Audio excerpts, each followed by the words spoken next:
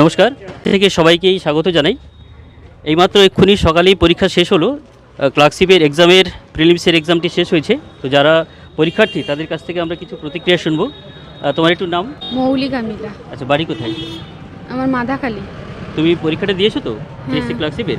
আচ্ছা, তুমি কি জানো যে পিএসসি ক্লার্কশিপের এই পরীক্ষার রেজাল্টটা বেরোতে কিন্তু অনেক সময় 2-3 বছর সময় লেগে যায়, বা নিয়োগ প্রক্রিয়াটা সম্পূর্ণ হতে 2 থেকে 3 বছরের সময় লেগে যায়। সেক্ষেত্রে তো ছেলেমেয়েদের একটা সময় নষ্ট হচ্ছে। তোমার কি মনে হয় এটা একটু দ্রুত প্রক্রিয়া যদি সম্পূর্ণ হয় ভালো হতো কি? হ্যাঁ, অবশ্যই ভালো হতো, যত তাড়াতাড়ি রেজাল্ট বেরাবে। ক্লার্কশিপের এক্সাম ছাড়া ব্যাংক বা রেলের যে পরীক্ষাগুলো হয় সেই পরীক্ষাগুলো সম্বন্ধে জানো?